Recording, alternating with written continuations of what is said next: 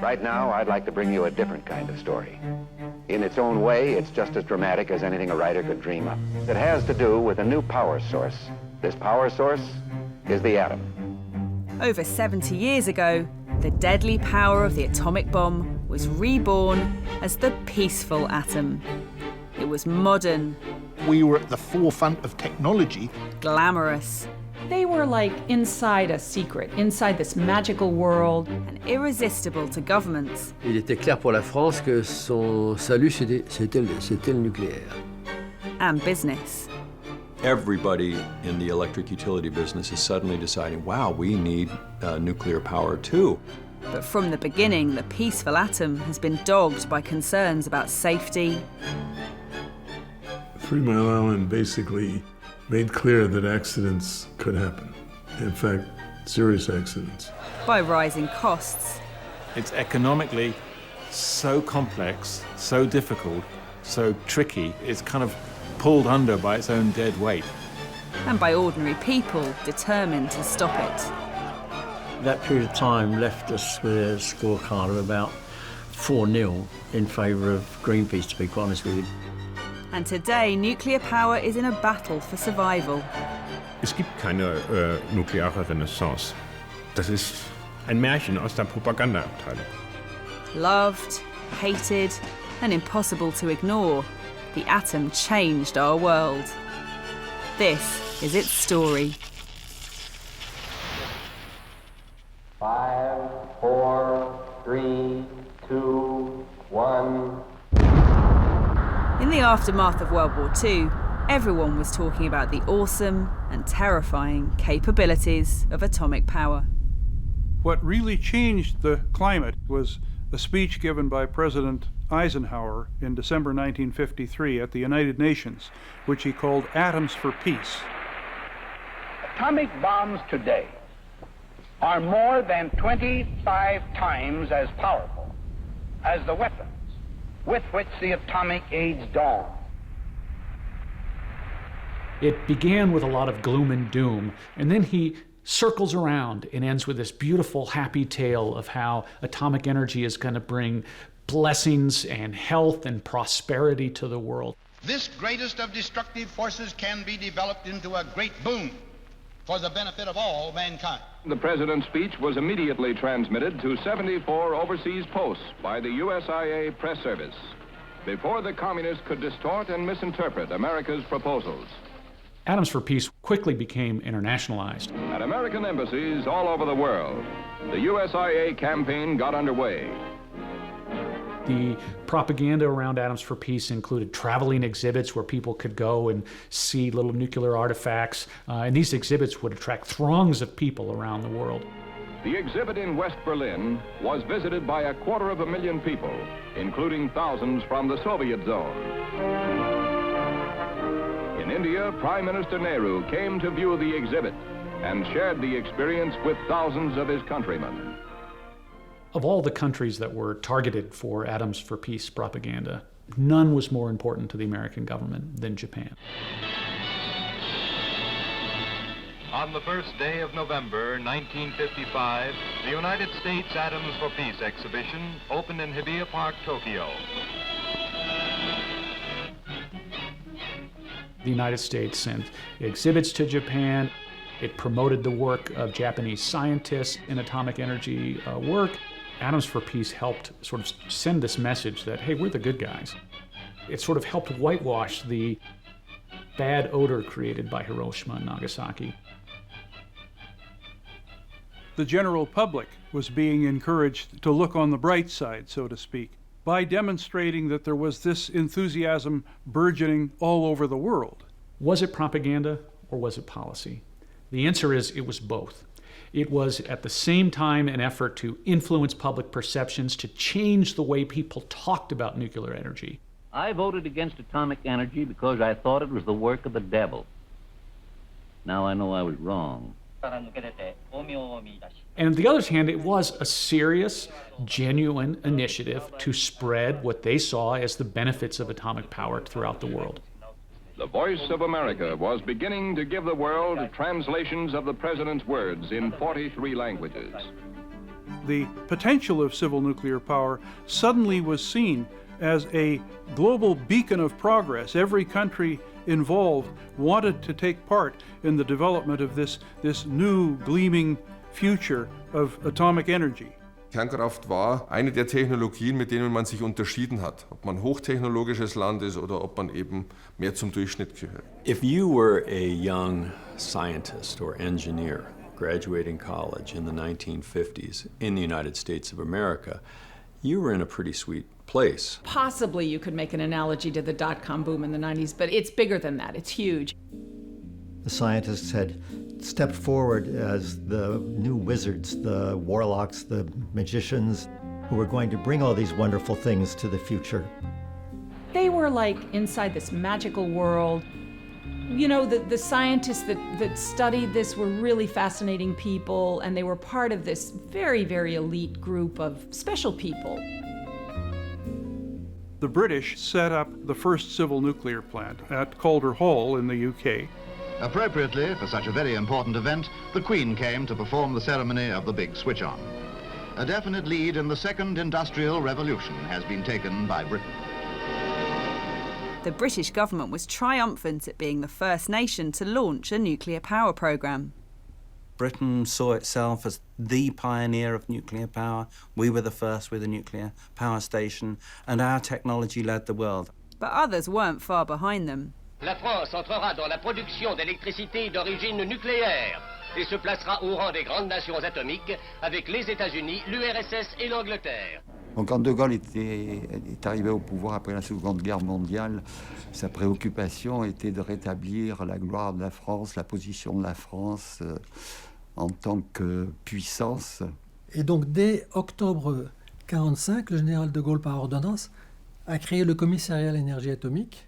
Even if some slight deception was involved in explaining what these shiny new reactors were actually for. The first nuclear power site in France was presented as a prototype for electricity generation, and that was what all the fanfare was about. Voici dévoilés au public les aspects de cette réalisation qui fait entrer la France dans le cycle de l'utilisation industrielle de l'atome. In reality, and from the very beginning, the Marcoux reactors were designed to optimize the production of weapons-grade plutonium. Calder Hall wasn't a power reactor. Its purpose was to produce weapons-grade plutonium material. The electricity was a useful byproduct, and in fact that dial was not connected to the reactor at all. Governments weren't the only ones spinning a positive atomic message. Private nuclear companies were getting in on the act too. General Electric was really instrumental in this. They did a lot of work. They had a comic book, they had film strips, and it was all done with bright colors, with exciting little characters. Let's start by meeting a leading authority on the subject, Dr. Atom. The public's mood was galvanized by the new atomic power stations springing up around them. The reactors actually became tourist attractions in and of themselves. At Marcoux, there was a lookout point where tourists could go and view models of the reactor and see the whole site. Growing up in Essex and going for days out on the River Blackwater, I remember very well driving there along small country roads. But as I got close to Bradwell, the roads suddenly became very large and very impressive. And you could look along towards the mouth of the river and see this very clean, very efficient nuclear power station. It looked very modern. It looked the future. But no one felt the thrill quite so much as those on the inside. I felt proud to work at Bradwell. When I look back, I think, yeah, I was there. I did that. We felt we were at the forefront of technology. It wasn't only Bradwell, the country as a whole was raising their head up and saying, we can make it. 50 years has gone by since then, even had a lot of hair, and one of my jobs was to test materials for faults, defects, and used to climb inside the reactor building main structure, inside the ducts and everything, and test all of the welds. Looking rather like a super version of a plastic Macintosh is a new suit designed for workers at Britain's atomic plants. Once you're inside and the zip's been fastened, all that remains is to pump in compressed air so that the wearer can breathe easily. I used to be dressed up like a Michelin man with special clothing, with an umbilical cord supplying air to my body sort of thing and for breathing, and also throat microphones, and then climb through every part of the reactor and the boilers, etc. We were looked up to because people from coal plants used to come to us and say, "My, isn't it clean? Yes. Isn't it wonderful, this clean environment you live in?" I could take you to an old coal-fired power station. We're doing exactly what Tony and I used to do. You'd come out black. Across the pond, America's engineering giants were so enamoured with nuclear power, they were ready to bet their wallets on it. What they did was to offer a fixed price or turnkey contract. All the utility had to do was to go to the reactor when it was built and turn the key and turn on the reactor. It seemed like there was no risk in building a nuclear power plant because the price was low and the vendors, Westinghouse and General Electric, guaranteed that price. And then comes the gold rush, where everybody in the electric utility business is suddenly deciding, wow, we need nuclear power too. But not everyone was so enthusiastic. I went down to Bodega by the sea. There was a plan to build a reactor at Bodega Bay, California. Protests first started from local people who were just concerned about the view.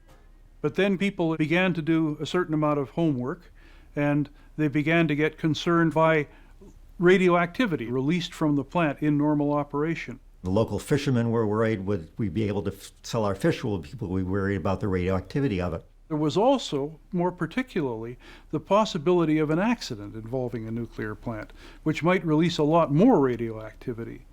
The most interesting stunt was they released a whole lot of balloons, and when they came down, they would have a little message on it saying this could be radioactivity from the reactors.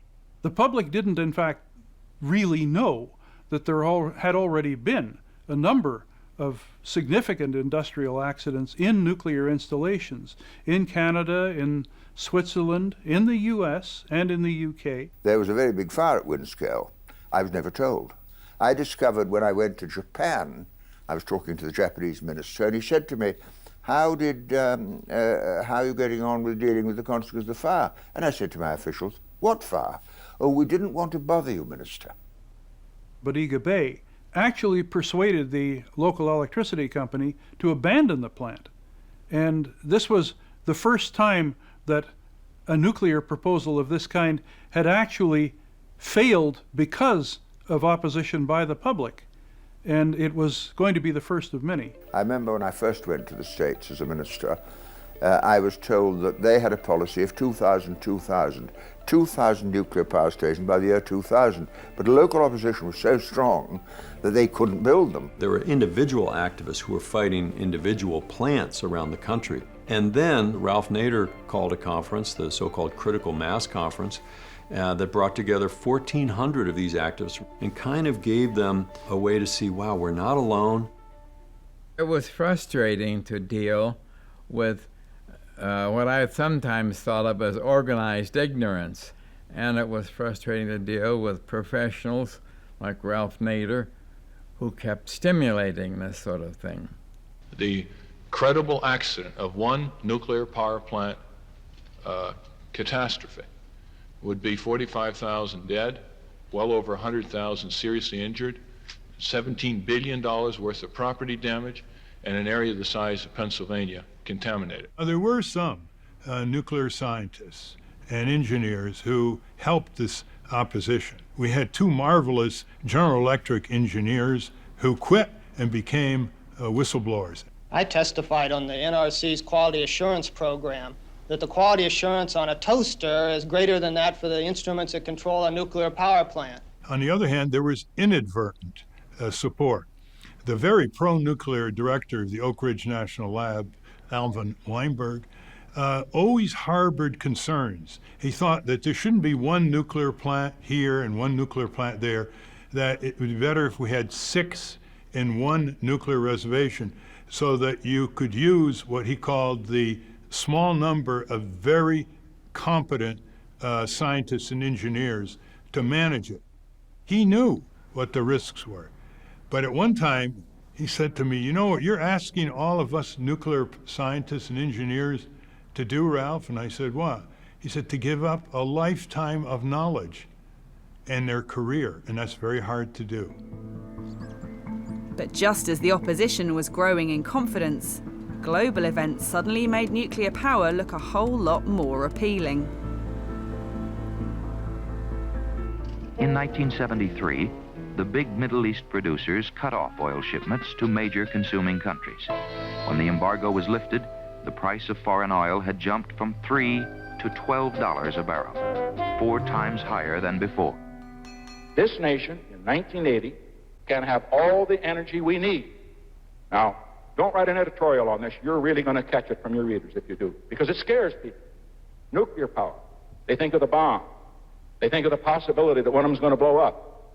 My house in San Clemente is just 12 miles from the Southern California Edison Company's nuclear power plant. It's safe. It produces good power. It's clean power. And the United States, which first found the secret of the atom, is behind where it ought to be in the development of nuclear power. Nixon proposed a huge expansion of nuclear power in the name of getting America out from under the boot of OPEC. But even Nixon's support couldn't disguise one rather pressing problem. It became clear very quickly that the turnkey orders were horribly underpriced. The cost of every reactor and the nuclear power plant surrounding it, those costs were doubling every 2 years. Doubled, and then it doubled again. As the cost of building reactors went up and up and up, they just couldn't afford it. It became untenable.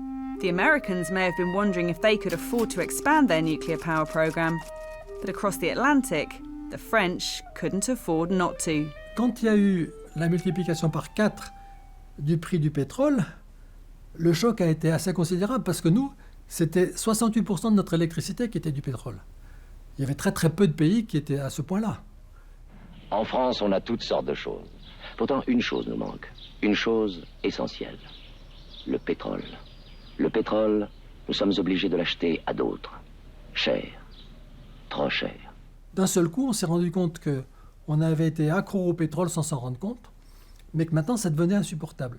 Oui, alors effectivement, quand arrivait la crise pétrolière, il était clair pour la France que son salut, c'était le nucléaire.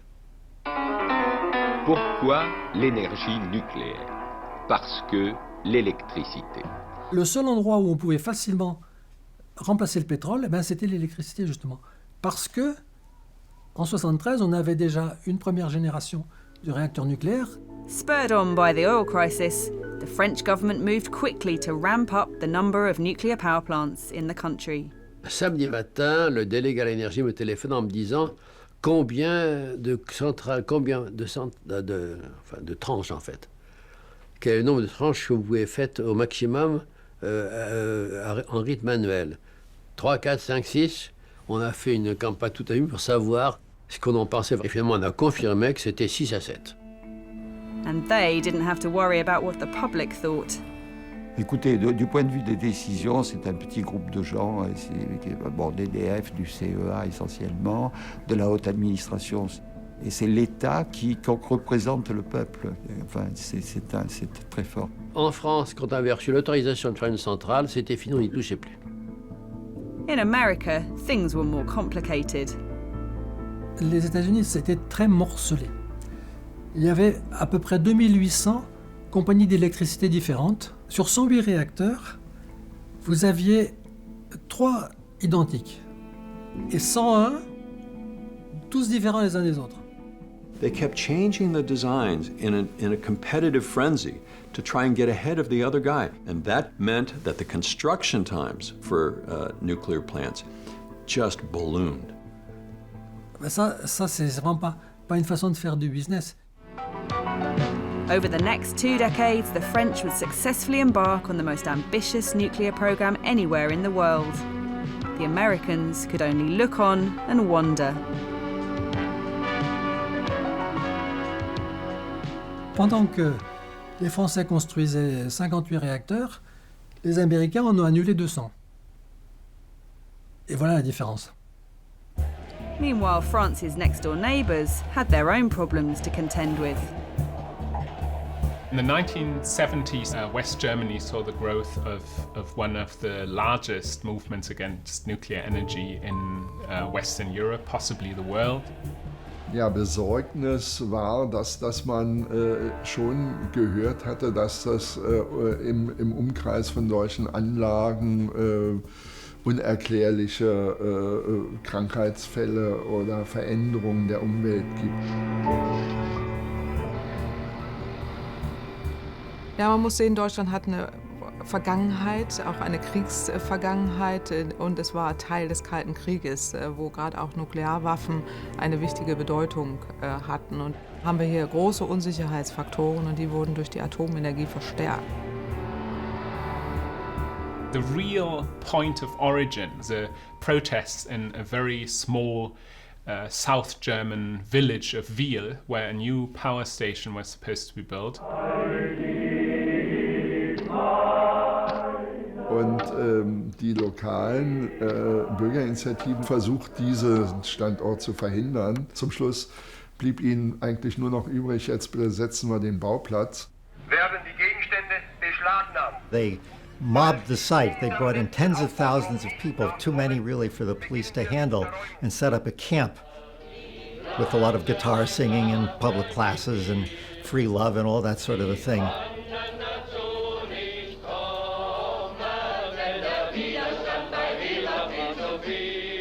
Hier reden Winzer aus dem Kaiserstuhl mit Studenten, mit Journalisten, mit Experten. Das ist so ein Ort, an dem auch diese enorme Gegenexpertise, die die deutsche Anti-Atomkraftbewegung aufbaut, sozusagen zu sich findet. But Wiel's peaceful teachings soon gave way to far uglier scenes. Wherever there were plans to build a reactor, there were huge protests, and they often led to clashes with the police. In Brockdorf 1981 waren 150.000 Leute bei einer verbotenen Demonstration im Februar bei Eiseskälte. Ja. Darauf hat der Staat völlig unverhältnismäßig reagiert. Er hat Tränengas geworfen. Sie haben Hundertschaften aus Mannschaftshubschraubern abgesetzt, die dann knüppelnd da durchgingen. Kalka, wir komplett gefilzt worden und dann trotzdem nicht an den Bauplatz gelassen worden. Es wurde einfach verboten zu demonstrieren. Protesters on both sides of the Atlantic had been sounding the alarm about the prospect of an accident at a nuclear plant, fears the industry always dismissed. Until one morning in March 1979. I came in to work and a commissioner went running by me, John Ahern, and he said, "Can I use your car?" I said, "Sure." I get upstairs, I discover that, we've got a problem. Harrisburg, Pennsylvania, an accident at a nuclear power plant. A spokesman said that a feed water pump broke down this morning, automatically shutting down the 3-mile nuclear power plant. People think that in emergency, everybody starts running around like in an operating room, In fact, everything kind of got slowed down because tremendous uncertainty about the facts. I got a radiation monitor and I walked all around the entire plant reading the radiation levels. And I found that the management in charge of the plant and the operators who were operating it were simply ill-prepared either to operate the plant or to talk to the public about it. The information was contradictory. Meters were reading very high radiation. Experts were saying these meters must be wrong. The overwhelming feeling is just the fog of information fog. I remember Walter Cronkite closing off his news program that evening, showing an aerial view of a cooling tower, saying, "I'm scared." There's absolutely no radiation about it at all, but that's what they were showing. I was on the set of Saturday Night Live, and Gilda Radner, who's a very famous comedian, was very frightened, and she asked her colleagues whether they were all going to die. But it scared the wits out of people in the eastern coast of the United States. It was very much unexpected, and it was a feeling this was much worse than anything that one could have imagined. There had been some near serious accidents, but not one like 3 Mile Island. And when that happened, I think the whole framework fell apart. It could no longer claim that nuclear plants were safe. That was a very defining moment. They're gonna build them even though we say no. They are the rulers, they say which way to go. We are the people. They are nuclear madness. 3 Mile Island was only the start of something bigger. They're gonna blow us apart. We are the people. I think that period of time left us with a scorecard of about 4-0 in favour of Greenpeace, to be quite honest with you. Greenpeace were activists, true activists, and that was a new problem to deal with. In the 80s, we had this sort of this inevitable march towards a nuclear future, and at the same time we were looking at a situation where there was this wheezing, puffing plant at Windscale, and which was pumping out 2 million gallons of contaminated material into the Irish Sea every day. I mean, the whole thing was just a joke. I mean, it really was, and we had to address it in some way. At first light, Greenpeace were already up and about. Their plan was simple: to block the 1.5 mile long discharge pipe with stoppers like this one. I held a confidential briefing with the press and I said, you know, we're going to bung the pipe up. We have bungs ready. We are going to stop the discharges. And somehow that got leaked. And BNFL then knew that we were going to do it. Right at this moment, British Nuclear Fuels have beaten us to the punch. They've obviously known precisely what we've been going to do for the last week or so. They've worked very heavily on this pipe, and it's impossible for us, with the material we've got at the moment, to block the pipe. It was a balancing act always to try to deal with them sensibly, but in the end, to use the law if necessary to stop them doing things which I felt were dangerous. And they needed to be told they were not beyond the law any more than we were. And so I was a baddie at times. Public confidence was at an all-time low, and yet the industry did not give up. They created an organization called the Committee on Energy Awareness that was out there saying we need to stop our dependence on foreign oil, and nuclear power can do this. They deeply, and I think genuinely, believed in the nuclear enterprise. How could anybody turn against this technology? This is a miracle technology. Why don't you love us anymore? Advocates of nuclear power and opponents of nuclear power just didn't speak the same language. It wasn't that one of them had a monopoly of facts, it's that they interpreted the evidence differently. They saw the range of concerns differently. The 1980s were a period of difficulty, but there was at least an element of the nuclear industry that was trying to deal with the public relations, the explanation, the reassurance. BNFL had decided that they would no longer use the name Windscale for the facility. They would call it Sellafield, which is the name of the little village where it had originally been built. Ironically, soon after the name change was announced, BNFL was accused of having radioactivity on the shoreline and leaks in at least 2 of their facilities. I was tempted to go and tackle the safety issue. And then I was told, no, be positive about the good things which nuclear will bring. And that was the start of the idea of a visitor centre. Because the facts at the Sellafield Exhibition Centre are there for all to see. Welcome to Sellafield, ladies and gentlemen. My name is Paul Wilson, and today I'll be showing you around the Sellafield plant on a guided bus tour. The tour will include a visit to Calder Hall Power Station to see the generation of electricity there on the world's first commercial-sized nuclear power station. Subliminal messages got through, which we could then build on. It must be safe, mustn't it? Because they've invited us to go up, go around. And they are trying to be open and honest because they're asking us to go there. Nuclear had previously been really in secrecy. The industry had acquired a reputation for just not telling anybody anything, and as a result, no one really trusted them. So they went for a kind of glasnost, openness policy, and they tried to break down the suspicion that had accompanied nuclear over the previous decades. To learn more about what we do and how we do it, come to our new visitors centre at Sellafield, BNFL, where science never sleeps. And then, just as the charm offensive finally seemed to be working... Unless viewers of Moscow television were watching the 9 p.m. news closely on Monday, April 28, they would have missed the brief and buried report of the biggest nuclear accident in history, an accident that had occurred at least 2 days earlier at Chernobyl in the Ukraine. Chernobyl definitively ended the industry's line that there could never be an explosion, that a reactor could never blow up like a bomb. Effectively, that's what happened. It blew up.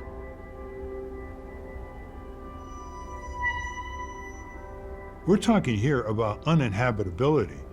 After Chernobyl, there were 12,500 square kilometers all around it in Ukraine and Belarus, uninhabitable.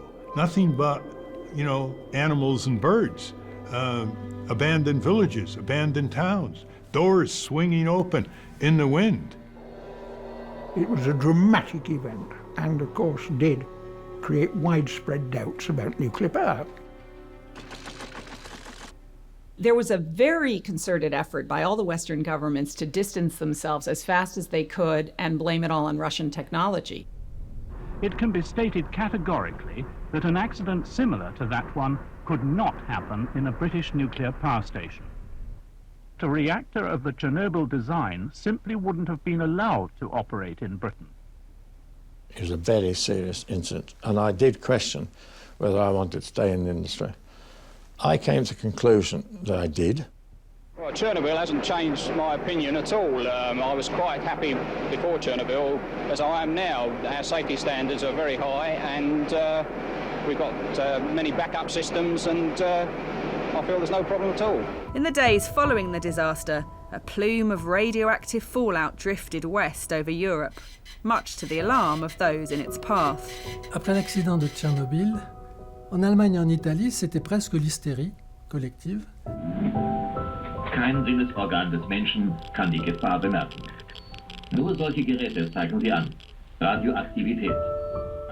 I was there on the school playground with my geography teacher at the time, who had got himself a Geiger counter out of the pharmacy to check whether there was any high radioactivity level. Of course, it was useless because we didn't know what the normal level was. In dem Moment, wo es Verhaltensmaßregeln gab, ist kein Wild, ist keine Pilze. In dem Moment war die Akzeptanz in der deutschen Bevölkerung völlig dahin.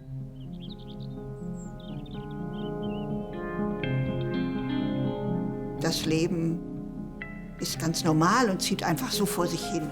Und dann passiert Tschernobyl und das schlägt ein wie eine Bombe bei uns, ganz persönlich. Für mich ist es ein Damaskus-Erlebnis, weil mir ist das wie die Schuppen von den Augen gefallen, was das überhaupt bedeutet. Wir nannten uns zunächst Eltern gegen Atomkraft, aber dann haben wir gesagt, nee, das ist eigentlich kein guter Name. Wir wollen ja nicht gegen was sein, wir wollen für etwas sein. Und deswegen haben wir uns dann umgenannt in Eltern für atomfreie Zukunft, damit ganz klar ist, wofür. Wir haben viel musische Geschichten gemacht, wir haben auch Volksmusik gemacht, wir haben die Rockmusik für die Jugend. These ordinary German families were so committed to ridding their village of nuclear power that they made an audacious bid to take control of the local energy grid. Weil Sie können sich sicher vorstellen, wenn eine Bürgerinitiative sagt, wir bauen ein eigenes Energieversorgungsunternehmen auf, um die Bürger unserer Stadt mit Strom zu versorgen, dann sagt jeder erstmal, ja, wie soll denn das gehen? Und natürlich war gerade der Energieversorger hat gesagt, ja, das geht ja überhaupt nicht, das schaffen die doch nie. But against all the odds, these energy rebels did succeed, creating a new citizen-owned energy cooperative. Wir haben ja eine Vision. Die Vision ist eine Energieversorgung ohne Atom und der Energieversorger war nicht bereit dazu. Back in Britain, they had other things to worry about. All over the country, ordinary electricity users will be preparing for the 12 regional electricity companies' share offers. As nuclear power threatened to sink one of Margaret Thatcher's flagship policies. The postponement by 6 months of the privatisation of the electricity industry is only 6 months. I mean, it's still going to happen. Is it really that significant? I think it's significant because what it indicates is that the plans are a complete mess. And most people already realise that their bills have gone up in order to pave the way for privatisation. They've got huge problems because they want to sell the nuclear industry, which is going to be very difficult to sell. The cost of ultimately decommissioning the stations, where you return the site to essentially a completely sort of usable, clean status, had been underestimated. The costs of future dealing with the spent fuel had been underestimated. I think it's very unwise to embark on a new nuclear program when we don't even know how to deal with what's left over the legacy of the old one. We realised that the nuclear industry just could not be privatised quite early on, and we told the government we can't do it, and the government said, rubbish, go away and think of a way that we can do it. So we went away and we're trying this and we're trying that. But in the end, we just said, look, we just really can't do it. And so the government in the end said, okay, you can't do it, therefore we will pull it. And it was quite a momentous occasion. A few years later, the government did finally manage to sell off its nuclear power stations. But it wasn't long before the new private nuclear company also ran into trouble. The company went into steady financial decline from about the year 2000. And by 2002, it was in effect bankrupt. It had to be rescued by the government with £340 million initially, and eventually it went up to over 600 million to keep the company alive. The message was a pretty clear one for all potential future nuclear investors. This is a very risky business. Nuclear suddenly looked like just a dead-end area to work in, and these often very, very well-qualified, very smart people felt that they'd made a terrible career choice, and their whole life had, in a sense, been wasted. I remember the 1990s getting to a point where I thought, well, maybe the nuclear dream has died. There really was a global decline. In the past, where there had been planning hundreds, 300 or so new stations, in the 1990s it was down to, below 20. In the United States, nuclear was not growing. They were not selling new reactors. The whole industry stayed essentially in a near-death condition. The atom had never looked so vulnerable, and nowhere more so than in Germany. Die Friedensbewegung, die Ökologiebewegung, eigentlich danach gesucht, dass sie eine neue Tribüne haben wollten.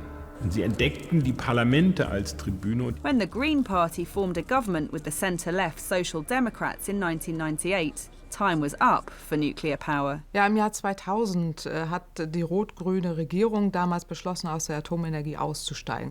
Dann haben wir uns eingelassen auf einen Prozess mit den Unternehmen darüber zu verhandeln, dass sie die Laufzeiten, die bis dahin unbegrenzt waren, dass wir diese so begrenzen, dass es zu einem schrittweisen Abschalten kommt.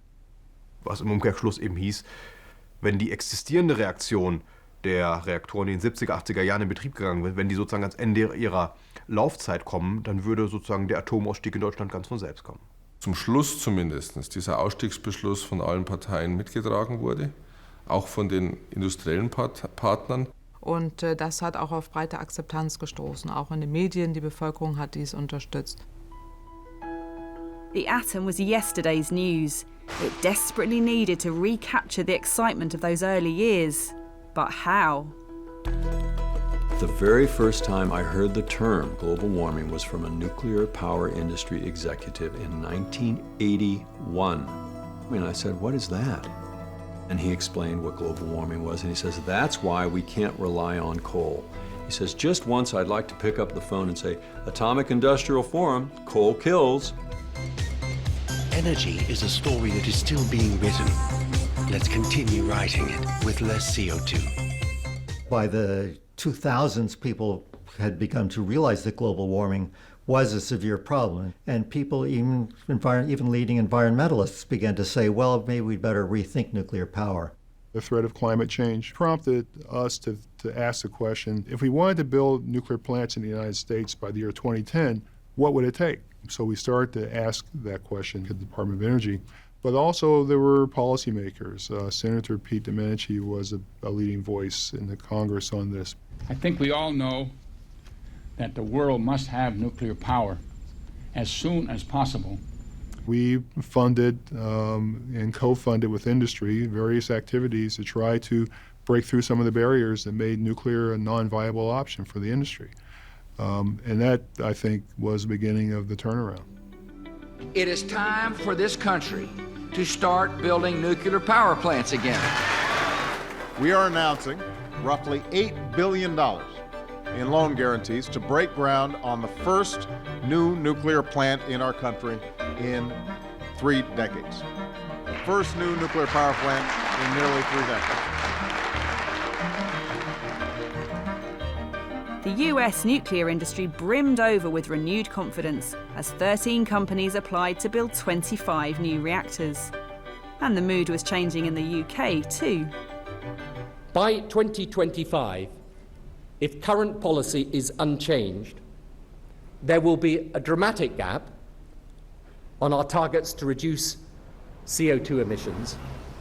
These facts put the replacement of nuclear power stations back on the agenda with a vengeance. I suppose we shouldn't be surprised that politicians say one thing in opposition, another thing in government, but that's what happens, and that's certainly what happened to Blair.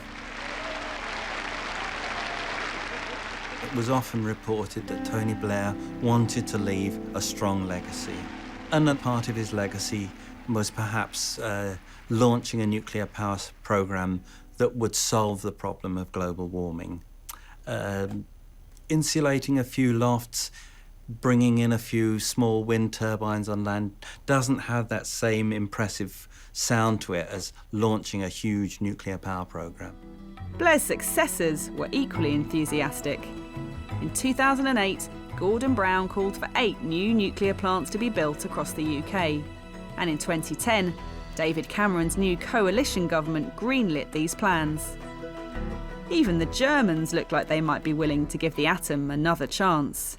The nuclear industry knew that Merkel was rethinking her previous position, and then when the CDU and the Liberal Party, the FDP, formed a government, they actually agreed to go back on the decision and not to phase out nuclear energy.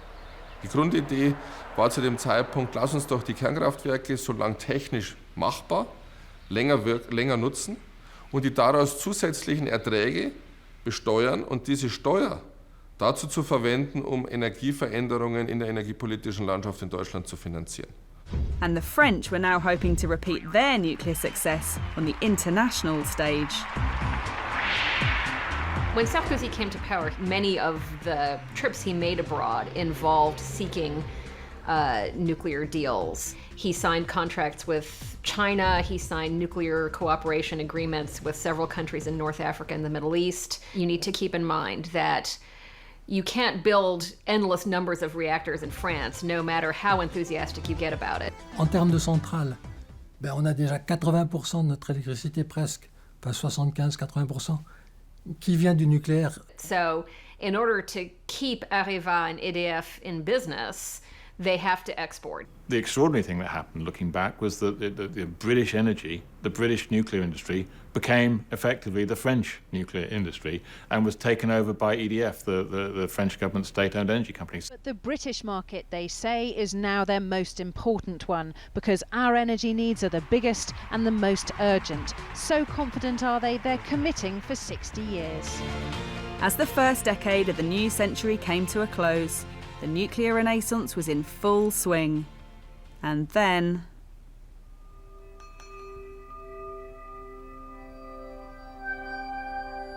You know, I still remember the morning when I woke up and heard there was an earthquake and tsunami in Japan, and I immediately started thinking about friends I have in Japan, so I went to the office and It was, trying to reach people by email, but also watching events on TV.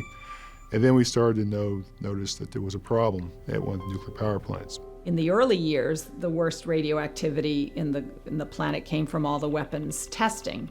Now it's coming from the accidents on the civilian side.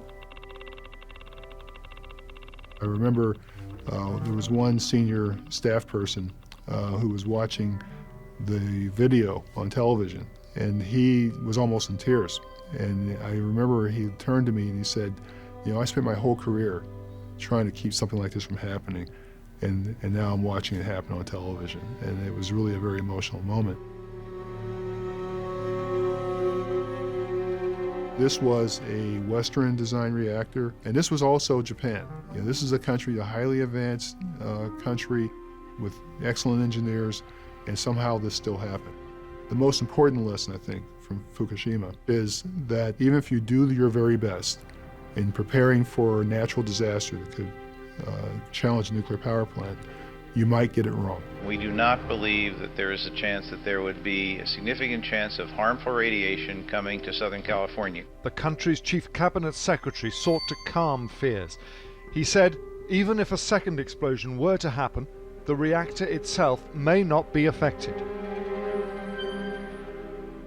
When Fukushima happened, you could see that the nuclear industry's damage limitation machine had moved into action. As fate would have it, I was actually myself traveling with my wife through Japan. And for me personally, I remember hearing these reassurances from the Japanese government. And I couldn't help but thinking of the sort of irony of this message, that the country that had been such a target of this peaceful atom message in the 1950s was now itself putting out its own version of reassurance, of atomic energy PR. There were some extraordinary memos and emails going around at the time, so that one senior official in the business department, whose name to this day I still don't know, but he's obviously old school, because he said we must do what we can to, stop the anti-nuclear chaps and chapesses getting their messages across. Faced with their biggest PR headache since Chernobyl, governments united with the industry to show their support for nuclear, with one very obvious exception.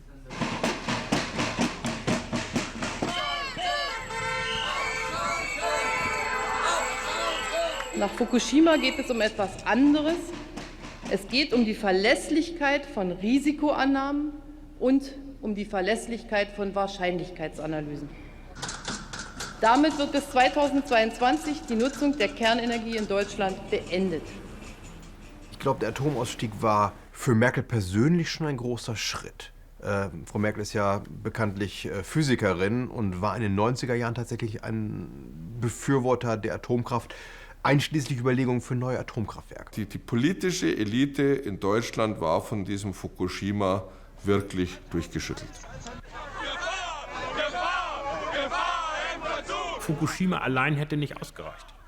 Dass sie in Deutschland diesen dramatischen Umkehr ausgelöst haben, dieses hatte damit zu tun, dass eben in Deutschland es erstens nach wie vor einen breiten Konsens in der Bevölkerung dagegen gab und zweitens eine aktive Bewegung, die fast wie in den späten 70er Jahren zu Zehntausenden hier durch Berlin gezogen ist. Also man musste wirklich das, glaube ich, so als den letzten Schritt in einem langen Abschied von der Atomkraft sehen, der eben seit den 70er Jahren sich hingezogen hat. Keine Partei, egal welcher Couleur, findet man heute, die überhaupt nur noch Atomenergie im Ansatz besprechen wollen würden. Also das Thema ist komplett durch. In Germany today, nuclear power is officially over. Elsewhere, it's not dead, but it's not exactly thriving either. We don't have a British nuclear fuels anymore, and I find that sad. Some of us older directors get together once a year for dinner, and one's due next month. And we sit around the dinner table, all that stuff, and weep into our wine or beer about what's happened to our company. At this point, solar and wind power are growing so fast and the costs are declining so rapidly that nuclear is like this old dinosaur.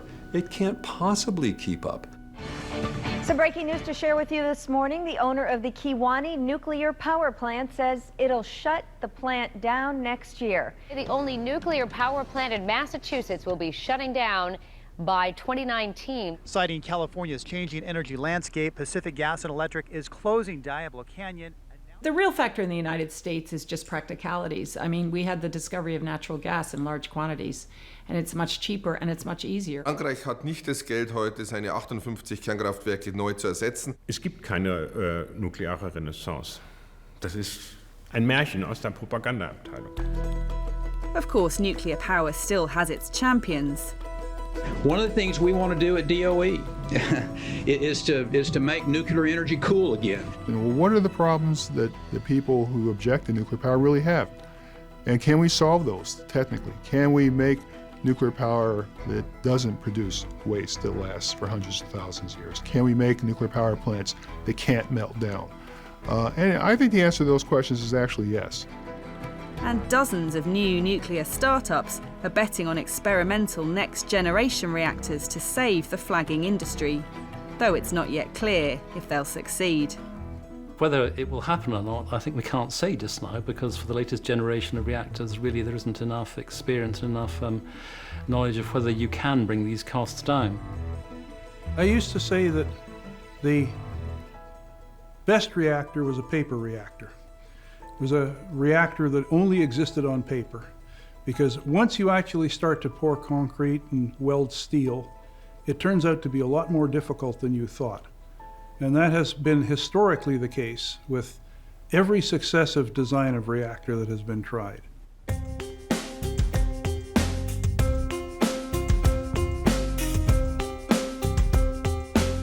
I don't think you can be confident that it is going to happen this time in the Western world.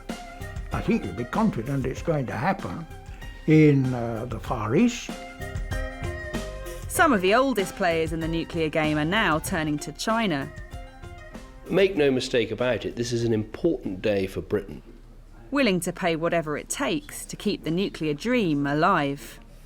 The focus has been on a plant called Hinkley Point C, and the claim was made by EDF that this would be done absolutely without any public subsidy, which turned out, of course, to be complete nonsense. EDF, si je peux dire, a bien négocié avec le gouvernement à l'époque Cameron. Ils ont négocié en disant vous ne payez rien, c'est les partenaires français et chinois qui payent tout, mais en revanche, vous nous garantissez qu'on pourra rentrer dans nos frais. The subsidies got less and less well disguised, until they got to the point where they were offering a guaranteed price for the electricity for 35 years at 3 times the going rate in the UK.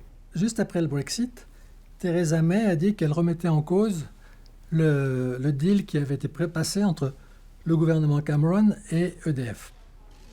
Et puis, les Chinois sont intervenus. Il semble que cette intervention chinoise ait amené le gouvernement de Theresa May à reconsidérer, et l'affaire est bien partie maintenant. China is today the only major country successfully building reactors at home and selling their expertise abroad.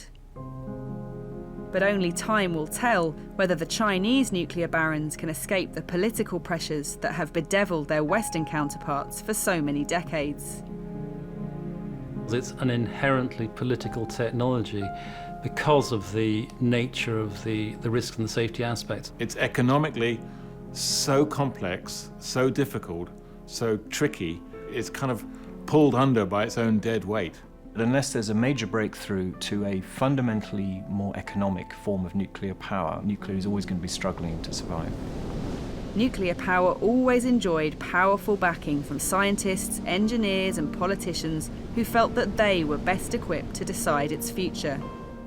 Felt like if the public would just leave them alone, they would control the technology, they would fix the problems with the accidents. You know, if they just let us keep working, we're going to take care of all your concerns and all your problems. But when it comes to the relationship between the atom and us, history suggests that, in the end, it will surely be us who decides.